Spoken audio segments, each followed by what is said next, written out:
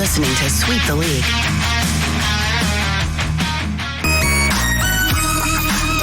Hey, this is George Iceman Gervin, and you're listening to Sweep the League Radio. My bad. What is up, everybody? Welcome back to Sweep the League on this Tuesday night Delight edition. Rudy Campos, and you're going to be joined hopefully by Derek Gervin and Coach Gios. We'll see if they're going to be joining us tonight. I know it's a big night. It's election night. So we're going to try to take away a little bit of the election blues while everybody's catching up on who's going to be the next president of the United States. We got our own little rankings going on. The college football playoff rankings officially came out today. The first edition college football playoff rankings. We're going to get into that. Also some NFL doings, probably some NCAA just started basketball. NBA, the San Antonio Spurs, we got to get into that. You heard about Coach Pop, obviously. Jeremy Sohan is going to be out probably 3 to 6 weeks. More than likely, it's going to be 6 weeks, according to what Jeff Garcia's article, but what he was talking to about one of the doctors up in Austin, one of the guests on Locked On Spurs, said a surgery like this usually goes for about 6 weeks on recovery. So where does that put the San Antonio Spurs? They do have a game tomorrow night against the Houston Rockets. What have you liked about the Spurs? What have you not liked about the Spurs? Also, I'll be on with Jeff Garcia tomorrow on Locked On Spurs. We'll be talking anything and everything Spurs. So be sure to take a listen to that. Also, you know, it's election night. I know that a lot of y'all might be following the election. So if you want to drop whatever you want in the chat, by all means. I'm not going to get into any election talk. This is sports talk and life talk, but the election talk is kind of just for everybody else. Not going to really get into all that here. Shout out to MCS General Contracting, the greatest contractors in the business. I met up with the boss, the Jefe today of MCS General Contracting, Mr. Chris Leja. As you can tell, I got the MCS hat now. So we're going to be giving away a couple of MCS General Contracting hats. Also, we've got more giveaways. Guys, if you're leaving comments on the YouTube page through any video that we're doing, for any live videos, any shorts, any clips, anything, be sure to check your replies, because we are replying to a lot of your comments. Some of the comments that we replied to, we're saying email us at, the email that we provide, because if you do, you're going to win a prize. We're giving you a prize. I've already sent out a lot of comments, a lot of replies. I'm not getting any emails yet.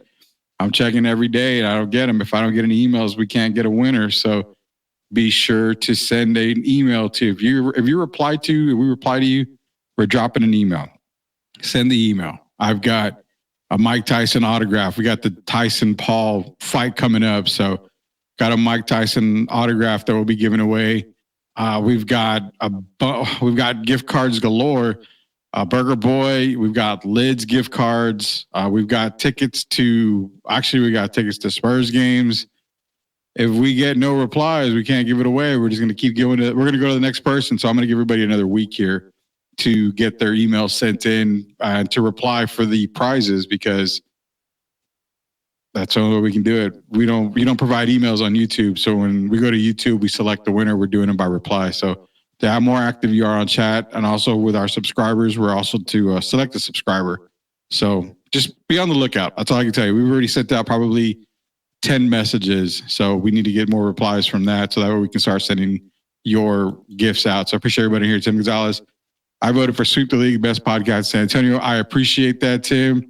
Appreciate it very, very much. You got a lot of changes coming to Sweep the League, so be on the lookout. Jacob Eric is one of the changes. He's going to probably end up joining me on a couple of Sweep the League shows. So look out for Jacob Eric, the only podcast where we have Detroit and UTSA Hall of Famer Derek Gervin. That is true, Tim. He's the only Hall of Famer, true Hall of Famer on the show. Appreciate everything Derek does. And Sislor Elias, Rudy, yes, the Fantasy League killer. Well, in one league, I'm in the Sucio League. I'm terrible in that league. I don't know who put the league together, but knowing that the defense can score like 700 points any weekend and the quarterback can get like 70 and 80 points for whatever, I had no idea that the scoring was like that. So Who cares? It is what it is. I'm just not in last place, but I did get sixth on one of the leagues that we were in. Beat him to the ground. Beat him to the ground, just like the Atlanta Falcons ended up beating the Dallas Cowboys this past weekend. So sorry, man. Appreciate that. In the CC League, I'm number one. Took my first loss. Yeah, you are number one in the CC League. We'll go at that. Appreciate everybody joining. Be sure to go Sweep the League on YouTube. Search Sweep the League TV. Be a subscriber to our YouTube page. Get you a chance to win more prizes. Like I said, we've got tickets. We've got Spurs tickets. We've got gift cards. We've got cash. We're giving away cash. So please be a subscriber. We've already given away a couple of things. A lot of people haven't responded yet. Again, please respond to the replies that we're leaving on the comments or dropping an email. So be sure to just send us an email. Check for your replies as well. Let's get into it, guys. So we've got the rankings coming out here, and we're going to start off with some NCAA football. So let's get the rankings out here. Brought to you by sportingnews.com. Here's the bracket. So if the college football playoffs started today, you were looking at Oregon 1, Georgia 2, Miami 3, BYU at 4. I don't fully expect BYU to be there in the top 4 at the end of the season. I look more possibly at another Big Ten, maybe another SEC team into the top 4. I fully expect all three, Oregon, Georgia, and Miami, to just be 1, 2, 3. I can't really see them losing. It's kind of tough without going through the schedules right now. I would say those are going to be probably your top 3 teams, unless one of them has a hiccup somewhere in there. I would say Oregon, Georgia, Miami is probably going to be 1, 2, 3. 4, you might possibly see Ohio State get up into 4. Even if BYU goes undefeated, I don't know if they stay at 4. It's kind of tough. It's going to come to the end, towards the end of the season. One team in the top 12 that I do not really expect to be there. I'm having a tough time leaving Penn State in the top 12. I think they probably will get another loss somewhere in here at the end of the season. So I don't expect them to be in the top 10. Notre Dame is a very interesting. Notre Dame's a very interesting one here, because with Notre Dame, you have the possibility of another loss, and it comes down to who they have. I believe, if I'm not mistaken, Notre Dame still has Army on their schedule. I'm bringing up their schedule now. So yeah, right now, Notre Dame is kind of the tricky one because they're at number 10. They could fall out. Notre Dame's remaining schedule is they've got Florida State, they've got Virginia, then they got Army, and then USC. So they still have Army there. Army, I think Notre Dame trips up against Army. I don't see them losing to Florida State. I don't see them obviously losing to Virginia, nor do I see them losing to USC. But it's the Army game. And this is where it makes a big difference here. Army has 4 games left. North Texas, Notre Dame, UTSA, who got a very big win this past weekend over Memphis. And then they close out the year with Navy.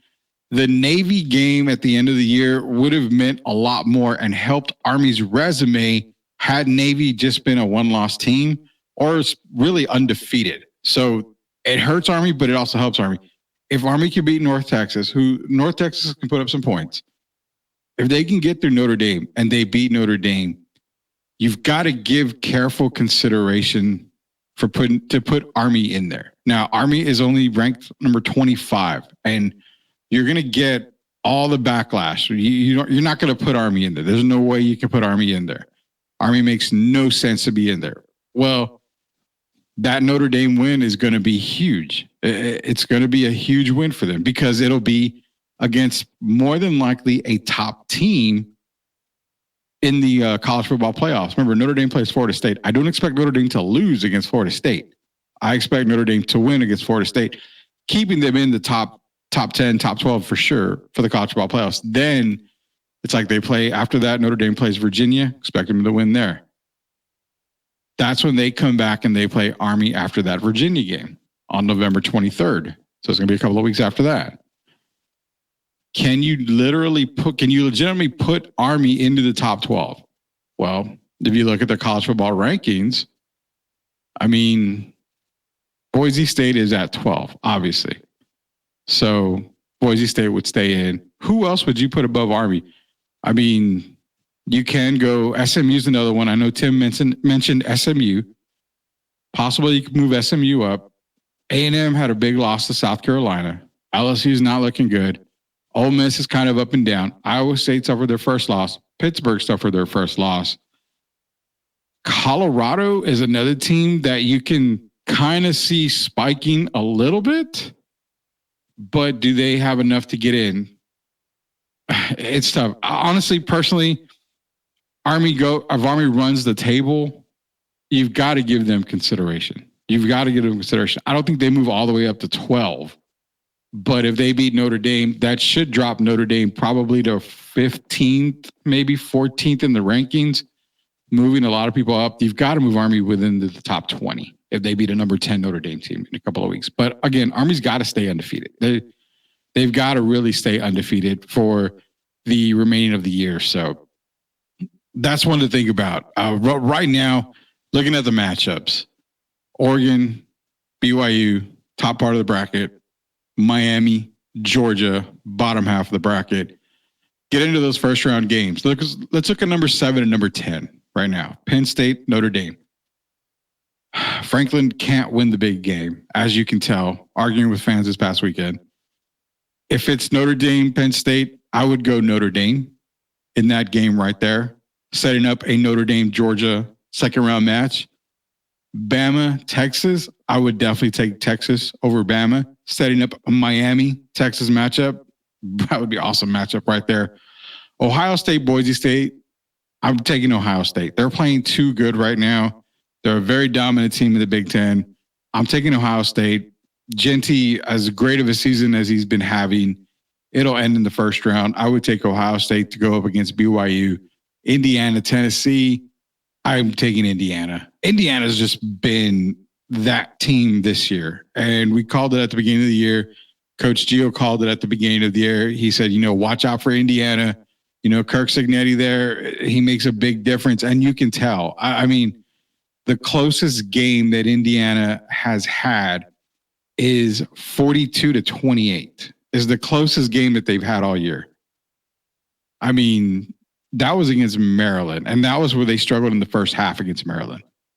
I mean, you're talking about an Indiana team that is they put up 77 points in a game. They're averaging probably over 40 points a game roughly right now. I mean, they're looking great. And you can say they haven't played anybody. Okay, I mean, Maryland's a tough team. UCLA is up and down. Nebraska, they put up 56 on Nebraska, held Nebraska to 7 points. Their big test is going to be this weekend. Against Michigan. Now, I know Michigan's not the same team. Michigan is definitely not the same team. But that would be a very big win. Michigan's going to be coming in to Indiana. They beat Michigan there. That puts them at 10-0. They go the following week. Well, actually, they get a week off. They're on a bye. Then they got to travel to Columbus to go to Ohio State. That is the game right there. If Indiana can go into Columbus and beat Ohio State, you're setting up, that Oregon-Indiana game. Oregon's just playing ridiculous right now. And that's something that Derek Gervin mentions a whole lot, is how Oregon was going to look. He's had Oregon as probably the best team in college football pretty much since the beginning. You see why. Derek called it. He called Oregon. But if you can get that Indiana-Oregon matchup, anything can happen. Anything can happen. But for argument's sake right now, I would take Indiana to beat Tennessee. Tennessee's too sketchy right now. They're too up and down. Indiana to beat Tennessee, leaving you with Oregon, Indiana, BYU, Ohio State, University of Miami versus Texas, and then Georgia versus Notre Dame. I would take Georgia over Notre Dame. I would take Texas over Miami. That's as much as I don't know about that. I would take Texas to set up that Texas-Georgia rematch. I would take Ohio State to beat BYU. And I think the dream would end for Indiana against Oregon. I would probably take Oregon, setting up an Oregon-Ohio State matchup. So I would have in my Final Four Oregon, Ohio State, Texas, Georgia. That's all I can say is I mean, you're talking a Final Four to remember. And if you remember correctly, that Oregon, Ohio State in the Final Four, that was a 1-point loss. 32-31, Oregon won. Then you're going back to Georgia and Texas. I mean, you saw the Bulldogs come into Austin and just annihilate the Longhorns. A great Final Four matchup. Oregon, Ohio State, I would take Oregon in that game. Be a close one, but I take Oregon. Give me Texas to beat Georgia in a rematch. I think they took it on the chin. They had a wake-up call. I believe it was Texas, Georgia part 2. Give me Texas. Setting up an Oregon-Texas matchup. Pretty even there. Pretty even matchup there. If you have a Texas-Oregon matchup. Great on both sides of the ball. Who would win that game? If you have a Texas-Oregon matchup, who do you think would win that game? In the national championship game, Texas versus Oregon, as it stands right now, the bracket. Oh, man.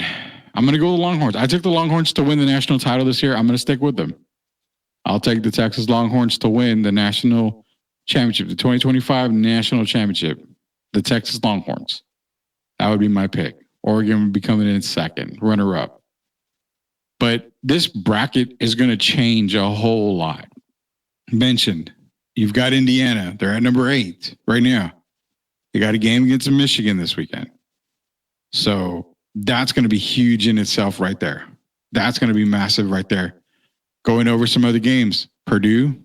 I mean, they're going into Columbus. They're going to be playing Ohio State. I don't see Ohio State losing there. So you're sticking with Ohio State, probably at number 5 unless something happens.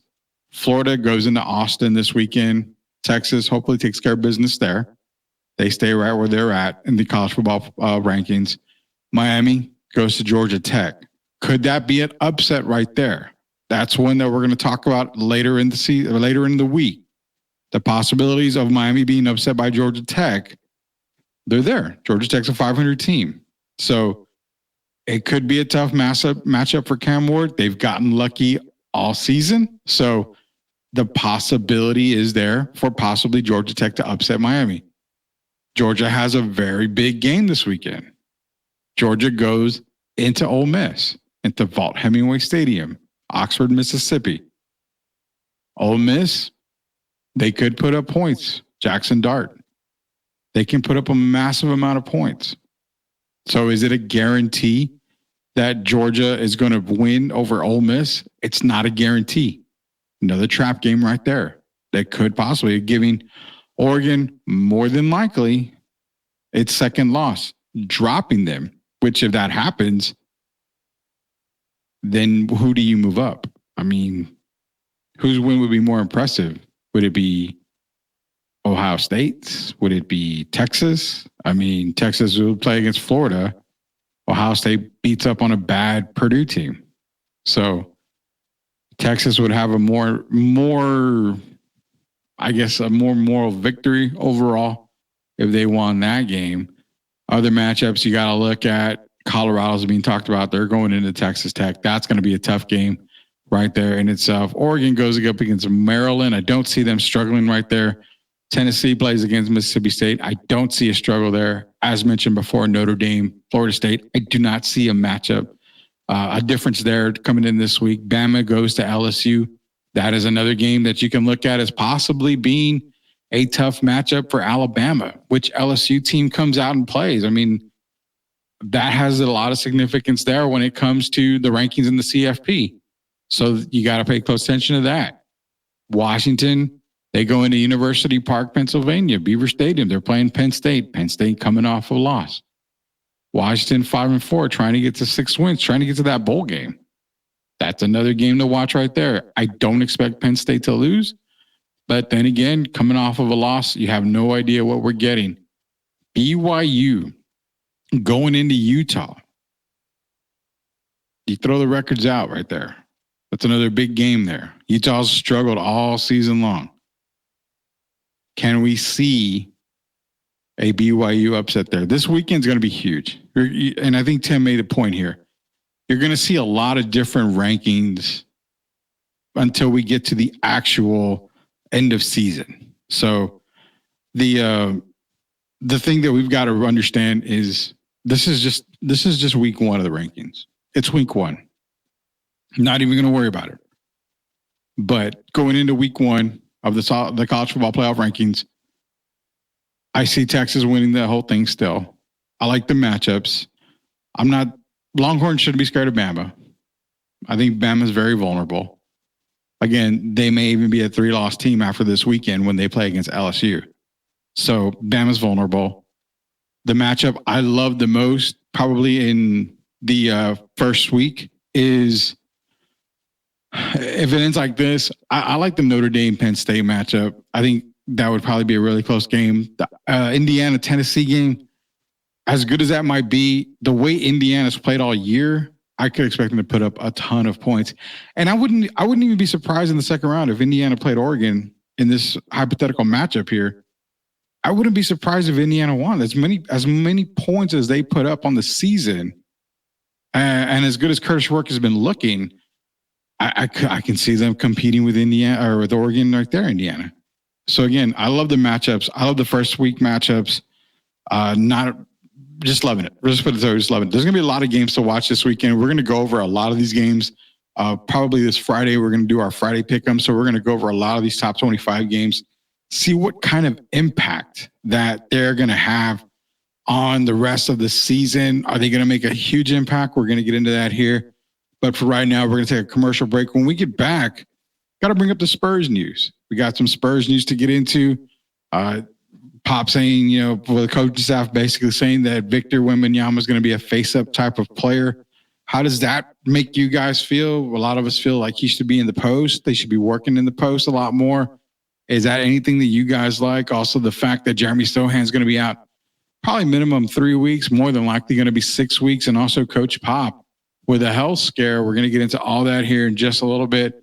Rudy Campos Jr. for Sweep the League, for Derek Irvin, for Coach Gio. Shout out to our sponsors, MCS General Contracting. We'll be back in just a second, guys. Are you looking for a contracting company that gets the job done right the first time? Look no further than MCS General Contracting.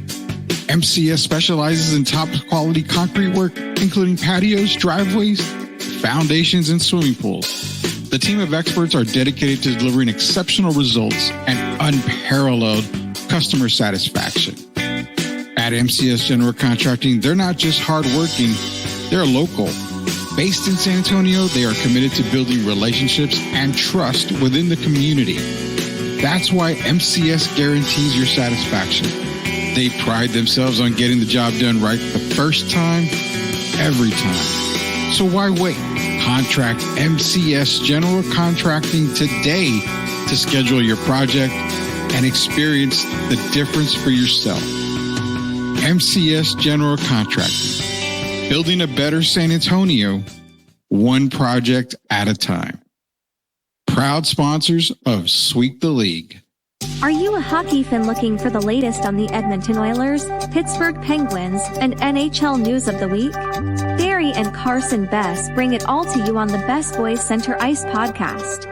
They break down games, provide insider updates, and keep you up to speed every week. Don't miss out. Subscribe now and join their hockey family. We build a legacy, yeah, they know the name. STL Music, this a movement, not just a claim.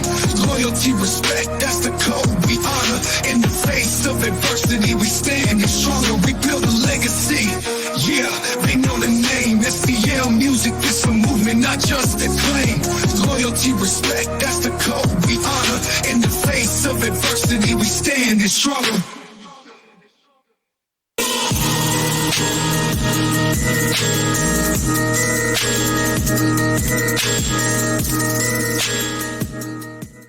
All right, welcome back to Sweep the League. Rudy Campos Jr. Derek Green's going to be off tonight. Coach Gio's going to be off tonight. They should be back probably tomorrow. We're going to do a Sweep the League tomorrow. Tomorrow, we're supposed to have a special guest, one of Detroit basketball's legends of the game, Mr. Antoine the Judge Jobert, supposed to be joining us tomorrow. We'll get confirmation hopefully tomorrow, and that way we can tweet it out and let you guys know. But another great basketball vault moment that you do not want to miss at all tomorrow night. We will get confirmation for you guys as soon as we have it here on Sweep the League. But nonetheless, we're getting some NBA notes here. There's a lot of stuff that happened in the NBA. Season's underway. Obviously, the Spurs are 3-4 right now. For the first 20 games, I had them worst case scenario 5-15. Best case scenario, I had them at 8-12. So right around that mark right now. They're going to play against Houston Rockets tomorrow. So far, they split the season series 1-1 with Houston. Seems like they play Houston every single day is what it feels like. What are the Spurs going to do? Are they going to get the win tomorrow against Houston? We'll soon find out. But nonetheless, Spurs news and notes here before we get into some NBA news and notes. You had the health scare with Pop. And, you know, you see a lot of stuff coming out, what it can be. And everybody can speculate. Everybody can feel they know what's going on with Pop, whether it's an illness, whether it's something really, really serious. I think I've even seen people on Twitter, fans saying, you know, I saw one comment, and shout out to the guy that did it out there, saying, you know, basically Spurs media sucks and Spurs, you know, all this sucks because they don't know anything. Well, to be fair, nobody has come out and said anything. And I get information on the Spurs. I mean, I was covering the Spurs last year. Haven't been to a game to cover them yet this year, but being I live out of town pretty much, it's kind of hard to. But the fact is that I still get, you know, news and notes from Spurs PR. So I can honestly tell you that there's nothing that's come out at all. So it's not like anybody's holding any information from anybody. There truly is just don't know at all. And if people do know, it's being kept under it could be kept under hush hush. Can't really go out and say anything. If the Spurs ask you not to say anything, they don't say anything. But personally, I don't know what's going on. I know a lot of people that don't know what's going on. So we just have to keep saying prayers for Pop. People out there that are bashing, you know, or making jokes in light of what's going on, you got to take the higher road, man. I understand Spurs seasons have been crap, and I understand that, you know, everybody wants to make a change at the coaching position. Everybody does, from basketball all the way to football. The Saints just fired their coach. I mean, you're going to see a lot of firings left and right. But it's different when you ask for a change and you make a change based off performance than when you're making a change based off of health. This is a person's health. Just don't say Pop's health. No, it's a person's health. It's a human being's health. You got to just be kind of cool and calm over the situation. You don't want him here. It's okay. You're not the only one that doesn't want Coach Pop to continue to coach in the Spurs. A lot of people don't. But in light of what's going on, you got to be a little more respectful, man. But I promise you this, any news that comes out, the best people in Spurs insider world and Spurs media world, they're going to get it to you. Jeff Garcia will definitely let you guys know. Follow him on Twitter, @JeffGSpursZone. He's gonna let you know ahead of time. He's gonna be one of the first guys to break it to you. I'll break it just as fast as Jeff does. So you have to understand, when they know, you know. Put it that way. So you got to be just a little bit patient, man. Shout out to Leha, MCS General Contracting. Yeah, this hat. I'm not going to Leha, I'm going to tell the boys out there, because I know the boys are here. Sith is in here and everybody else. But had lunch with the Hefe today with Leha. I'm not going to say we talked about a lot of you clowns out there, but, you know, if you're getting phone calls and text messages sometime this week, don't be scared. Don't be hiding either. We'll find you. We'll find you. I'm just playing. We had a really good lunch today. It was a really good lunch, just kicking it, talking sports. You know, me and Leha get together. We talk about sports, or we talk about life. We don't talk about anything else other than that, man. So shout out to Chris, Leha, MCS General Contracting.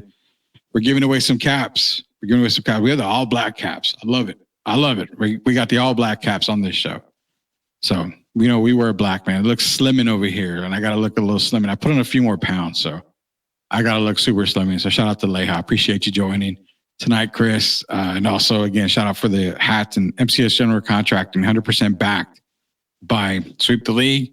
They guarantee their work 100% of the time. And you know what? On a night full of elections, there's only one vote that you can cast, and it's a guaranteed winner, and that is MCS General Contracting. Proud sponsors of Sweep the League. Pop must have told the front office to keep it private. That's the thing. You got everything happening with Pop. It's going to be private. You gotta understand that it's going to be private. You know, if they want somebody to say something in the media, they'll let them know.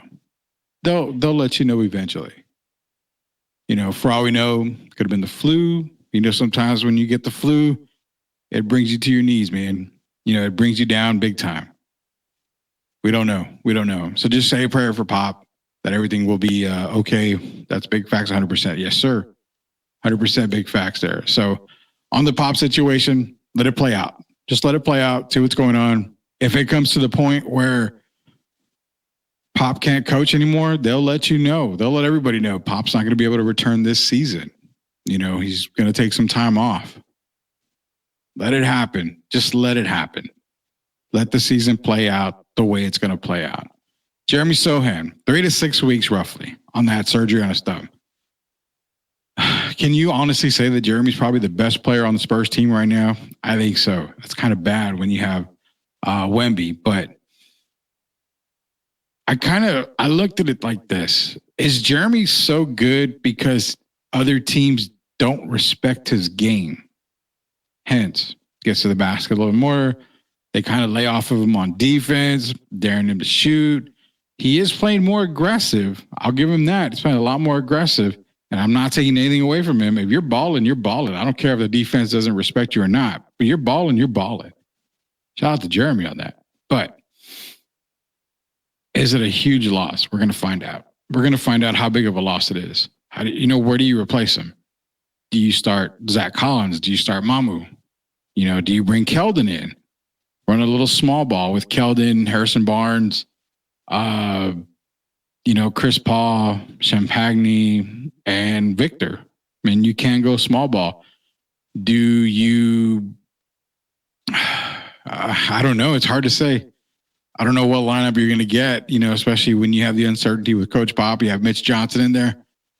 It's going to be a difficult one to predict. So we'll see tomorrow night exactly what happens in Houston. But let me know out there, how do you guys feel about Jeremy getting injured? Is it going to have a huge impact on the Spurs game? Or are a lot of you guys just still kind of riding off the season and thinking, okay, it's just seasons is going to get worse and worse. No Pop. Jeremy's going to be out 3 to 6 weeks. You're talking about a month and a half, roughly. So we're thinking January, maybe mid-January when he'll be back. Still don't have Devin. He's not going to play tomorrow. So still reevaluating the whole Devin Vassell thing. Trey Jones is going to be out. How long is Trey going to be out? You're getting the injury bug now. And you're playing against a tough Houston team. Houston's not backing down. They're not backing down at all. So hoping just to get out of Houston, without any injuries or anything like that, and just get to the next game. But for right now, Spurs are 3-4. Do you guys expect them to go any worse than that? I don't know. Tim's bringing up this thing where oddmaker Spurs to land Giannis. I think it was plus 600, if I'm not mistaken. You got to pay attention to this. So, we at Sweep the League, we talk about a lot of stuff. And it's crazy because some of the stuff we talk about, you start hearing it days later. One thing we talked about at the beginning of the year of the NBA was, even last year, screw this year. I'm not worried about this year. You get to the summer of 2025, De'Aaron Fox, free agent. Giannis, he's probably going to be a buck. So, you're going into the summer with Giannis probably on the move. And he's even said it.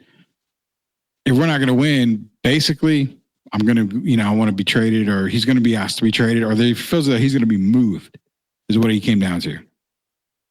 There's very few teams that have the assets that the San Antonio Spurs have. I'm not saying they're going to make a move for Giannis, but the possibility and the likelihood of a De'Aaron Fox and a Giannis Antetokounmpo merger in San Antonio with Victor, is very likely. We'll just put it that way. It's very likely. Spurs are in need of a point guard.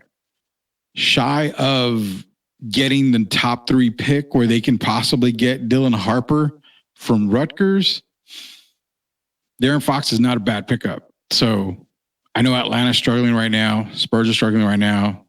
If both teams fall within that big old threshold and they're top 3, bottom 3 teams in the league, I mean, you're looking at potentially top 2 picks right there out of the first 3. You could go and get Dylan Harper. Kind of solves your point guard position right there because you wouldn't need De'Aaron Fox if you didn't have to get him.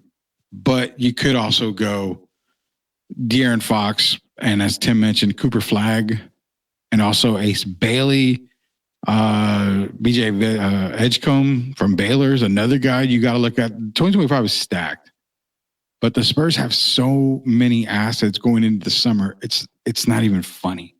They could make so many moves, and I mean, you guys would love it.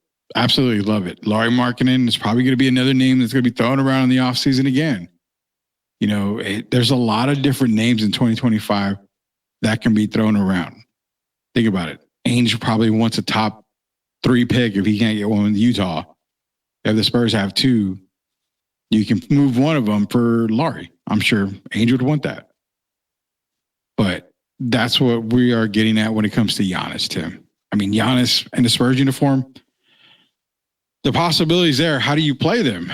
I mean, you pair Giannis next to Victor, bad shooters already, so you don't respect the jump shot when it comes to Victor and Giannis. Giannis is full steam ahead to the basket.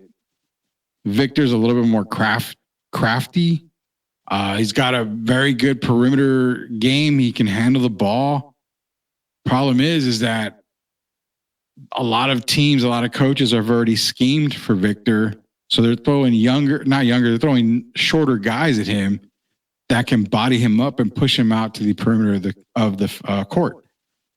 You want to get him out of the paint. So I'm telling you right now, a Giannis-Victor pairing looks good on paper.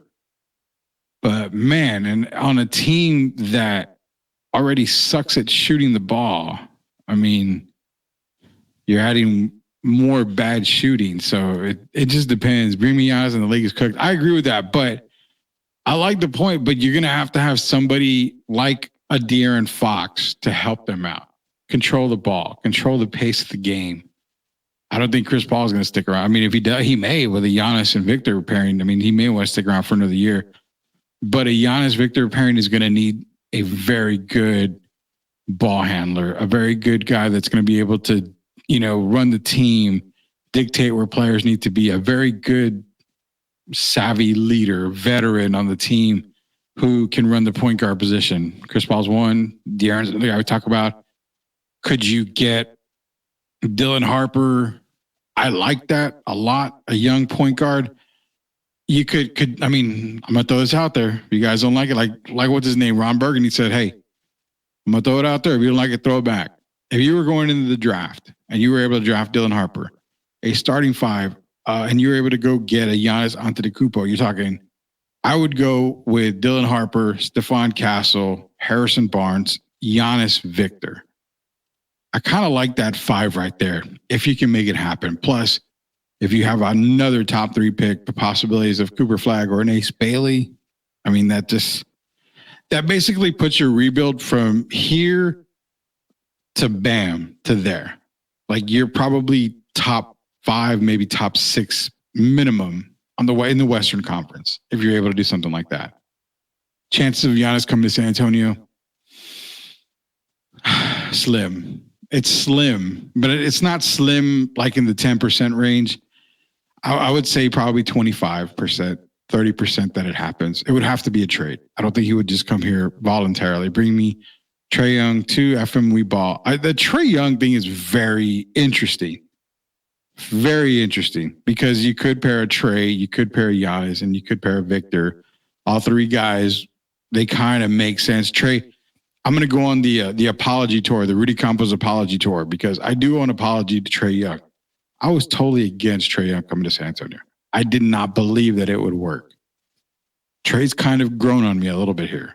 I know the defense. He can play some defense. He's pretty good. He's pretty good at defense. He can get a lot of steals, but defense can be taught. And Leha brought it up to me earlier today at lunch. You can teach defense. He can learn to be a good defender. But then I look at it also on the other hand. If he gets burned to the basket, as long as he keeps his guy in front of him in the perimeter, if he gets burned to the basket, they're going to have to deal with a 7'3" guy, which is a lot tougher. So you can minimize the deficiencies that Trae Young has on the defensive side of the ball. So I'm okay with Trae coming to San Antonio if it ever happened. I would not mind that at all. So shout out to Leha for bringing that up as well. Cooper Flagg's a shooter. He also has a bum knee now. Got hurt that last game, the game yesterday. So he's a shooter, Tim, but you're going into the, can Cooper understand that he's not going to be the guy? Now, Cooper Flagg is a very unselfish player, but eventually he's going to want to be able to be the guy. Can a Cooper-Victor combination work? You got to keep that in mind. F all them picks, you have them, but I mean, picks are good, Leha. They're good. They're good. And you're going to see it more on the NFL side before we can see it on the NBA side. The NFL, the pick, especially, you and I were eating, you got the Lattimore text. The third rounder is a good pick. Fourth rounder. I mean, the Saints got some really good picks for Marshawn Lattimore, especially knowing that the season probably isn't all that. It's they're good picks out there. Also, Jimmy Butler, name I'm hearing Jeff posted a while back. I don't see Jimmy Butler coming to San Antonio. Jimmy's the one guy you probably don't want in San Antonio. I would just stay probably clear away from Jimmy. I would say that. Tim is saying Cooper Flagg was a cramp, and Leha is saying that he had a cramp. He pulled a LeBron. Yeah, he pulled a LeBron. He didn't want to play anymore. It was too hot. The AC was off in Cameron Indoor. So the Saints did good. Yeah, the Saints did good today. On the trade deadline, they moved Marshawn Lattimore to the Washington Commanders. Commanders paid, third-round pick, fourth-round pick. I believe a sixth-round pick as well. So, yeah, the Saints did good. They can rebuild pretty good. I really, truly think, and you and I talked about it, if I'm the Saints, I'm shopping Derek Carr. I really am. And I'm not even shopping him for anything huge. I mean, there's teams out there that could definitely use Derek Carr. You're probably looking, I think one thing I mentioned were the Giants. You can give the Giants probably Derek Carr, maybe get a fourth. You can try to get a third for him as well. That'll give you a good amount of picks coming into the draft.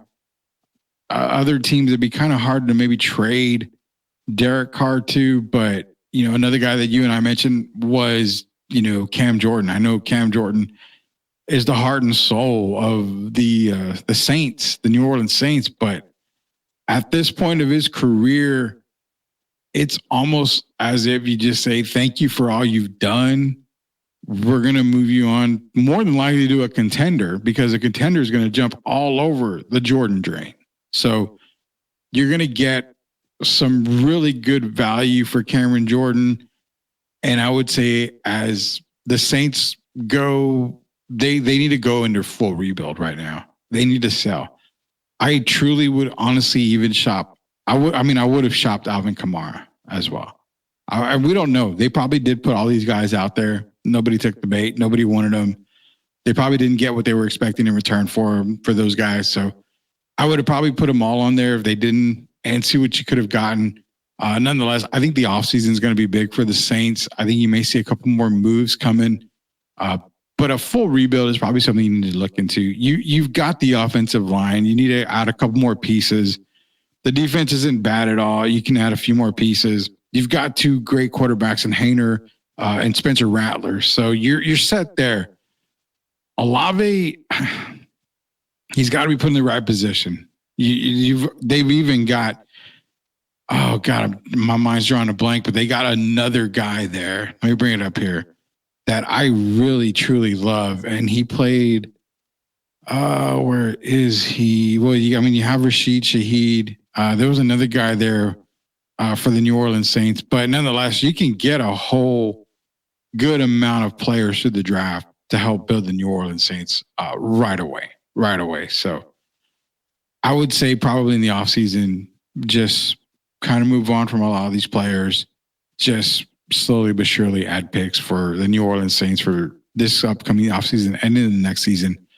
Brandon Ingram, again, not a guy I would like on the team, Tim. Good small forward. You're probably going to have to end up giving up Devin Vassell, maybe even Keldon, maybe a pick for him. I don't know if Brandon Ingram would be the right move right there. Just get rid of Derek Carr. Yeah, probably, you have to. You got to move on from Derek Carr. He's need to be healthy. Yeah. The injuries came at a very bad time, a very, very bad time for the New Orleans Saints, and it's terrible.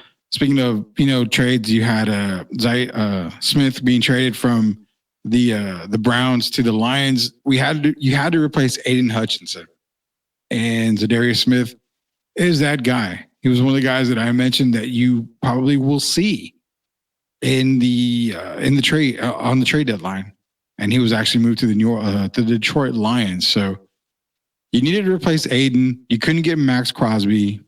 You couldn't really get anybody else. Settling for Zadarius Smith, it's not so much settling. That is a hell of a move by the Detroit Lions. Shout out to the Lions. Super Bowl winner picks this year. They got better. They got good. You saw DeAndre Hopkins again. It's like Tuesday night is the Rudy Campos apology train. I got a shout out to apology, man. I got a shout out to DeAndre Hopkins. I said that move didn't move the needle. It wasn't anything that I was thinking that would help the Kansas City Chiefs. I even told Derek and Gio, it's probably another OBJ type trade. Exciting. It's great. It's going to look awesome. Last night, it looked magical for the Kansas City Chiefs. It looks like DeAndre was, revitalized. So I know it's game one. I know it's the first, sample size. We've got a DeAndre with Patrick Mahomes, but looked pretty good last night. Does it continue? We're going to find out as weeks come in, as the Kansas City Chiefs stay undefeated on the season. Are they truly the best team in the AFC? That's the question at hand. You got Kansas City. You definitely have Houston. Buffalo has something to say about it. There's a lot of teams out there. Pittsburgh, they made a move. They got Mike Williams today, adding another receiver to the core for Russell Wilson to go along with George Pickens. Cincinnati's on its way up now. They're coming around the bend. So the AFC is going to get a little bit tougher as we move on towards the season. NFC, the Lions seem to have just stamped their name on everybody on the NFC. They look unbeatable right now. As we say, they're probably going to take an L here pretty soon. But I think the Lions are going to be the NFC, barring injury. The Lions are going to be the NFC representative because they look too good on both sides of the ball. They look really, really damn good. If they can control Brian Brandt, some of these hits that he has, they'll be even better. But again, the addition of Zadarius Smith out of the Cleveland Browns, massive move for the Detroit Lions. I do like the Commanders. Adding Marshawn Lattimore was really big for the Commanders. I was hoping they would have traded for one of the top wide receivers that was available to give Jaden Daniels another weapon. But nonetheless, they've proven that they can win with the team they have. They needed some defensive help. They got it at the cornerback's position with Marshawn Lattimore. So I think Washington's going to be one of those teams that you got to watch out for. The Eagles are kind of still up and down. The Atlanta Falcons, I'm going to give a shout out to the Falcons. I like them in the NFC South. I didn't think they were going to make a whole lot of noise. I knew they'd make the playoffs, but I didn't expect them to make a whole lot of noise. I expect them to be a lot better, but I think they're a lot better than what I was giving them credit for. Shout out to Kirk Cousins, man. Definitely not MVP caliber, but let's just say you can make the MVP conversation and you can throw Kurt at the end there somewhere as, consideration. Give him a participation trophy for the NFL season when it comes to MVP talk. But nonetheless, the Atlanta Falcons are going to be a team to be reckoned with. So if there's any teams out there I would say more than likely your Lions are probably going to be the number one team. After that, you're looking Falcons is definitely one team that can make a huge run. I give them a little more credit than I do the Washington Commanders, only because of experience. You have a veteran quarterback in Atlanta. You got a rookie in Washington who's not really looking like a rookie. Say that really fast, 10 times. He's not looking like a rookie right now, but when it comes to playoff time, it's a whole different ball game. It's a whole different world when you're in the NFL playoffs. So keep an eye out for that. Also, the Rams. I mean, you got to kind of look at the Rams too, getting all their players back. They're looking healthy. So can they make a run? It's going to be fun. It's going to be a fun part of the second part of the season here for the NFL. Dallas Cowboy fans, Jerry's all in. Jonathan Mingo made a trade for Jonathan Mingo today. Wide receiver, adding to a wide receiver group that is nothing more than yawn, put it that way right now. Dak's going to probably go on the IR if he hasn't already. I think they made an announcement that he's more likely to go on the IR, which means he's out minimum 4 games. Cooper Rush is going to be the starting guy for the Cowboys. Excited, probably so, because a lot of people like Cooper Rush. I was a massive Cooper Rush fan. I wanted Cooper Rush to be a Falcon for the longest time. So, yeah, I mean, Cooper Rush can get it done, but he's not going to lead you to the playoffs. He's not going to do anything like that. If he does, what do? You just cut Dak and eat that salary cap? No, you have to play Dak because you paid him for a reason. But do you guys think Cooper Rush is going to get a couple of victories for the Dallas Cowboys? Let us know in the comments here. Let us know. Drop some comments on the chat. Also on the videos as well. Remember, if you're commenting on the video, if you're commenting on the shorts, on anything that we post on our YouTube page, be sure to check the replays. Put notifications on. That way, if we reply to your comment, you'll have a chance to win some of these prizes. I need a lot of you guys to respond. We're responding to some of your comments on the videos. We're dropping an email. You got to send an email saying, oh, hey, I saw your comment. This is my email. This is that. We'll tell you what you win. All you got to do is contact us on the email provided when we reply to you. So be on the lookout for that. We're giving away caps, as you can tell. I'm digging the all black cap here. I love it. The all black cap. This is this is the bomb right here. I love this right here. I shout out to Leha, man. I love it. I hope Rush wins 4 straight games just so Jerry can have a meltdown. You're talking facts right there, man. If Cooper Rush wins 4 games in a row and then Dak comes back, he's ready to go, do you bench Cooper Rush? The man, you know what? In the words of Leha, F 'em, we ball. We ball. We ball tonight. If Cooper Rush wins 4, let's get chaos in here. Let's see what happens. Does McCarthy have the balls to bench Cooper Rush if he's on a 4-game winning streak and Dak comes back? Does Jerry have the testicular fortitude to tell Mike McCarthy, you're going to play Dak because we're paying Dak and he's our starter, and you bench Cooper Rush? The chaos. Yeah, imagine the chaos. The chaos would be, oh my God. I probably would have to go live at that moment with Derek and Gio just to talk about, Cooper Rush being 4-0. What do you do? I mean, hell, you can't trade Dak Prescott. Nobody wants him.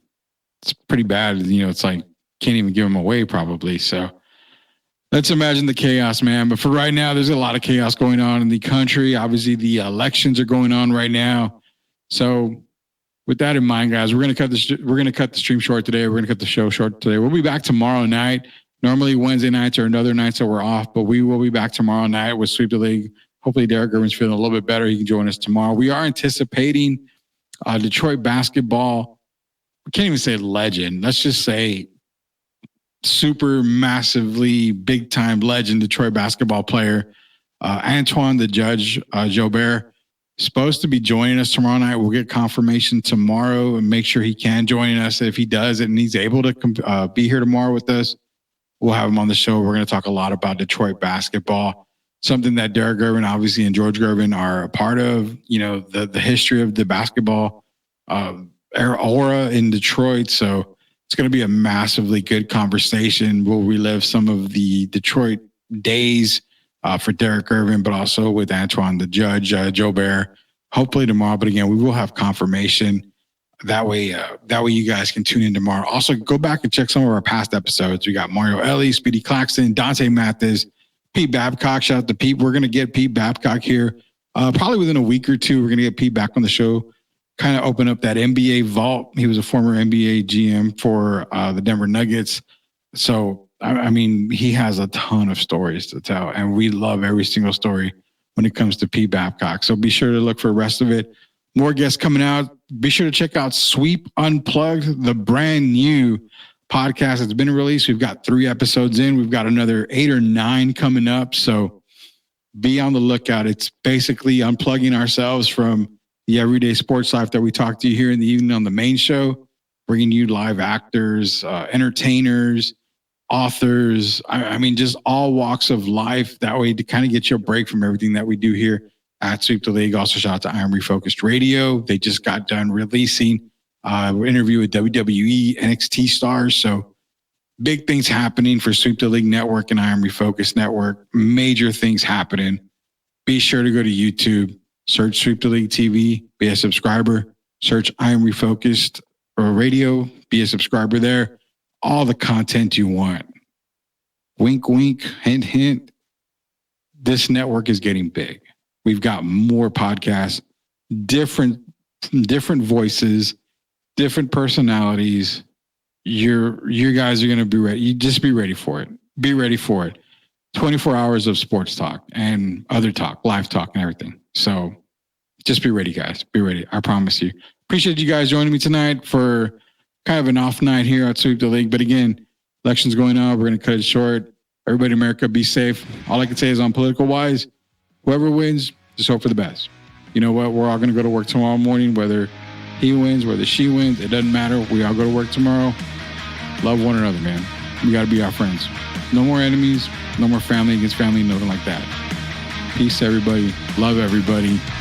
Be there for everybody. At the end of the day, no matter what you guys do, still your friend. Still got your back. Rudy Campos Jr. So we'll see you again. See you later, knuckleheads.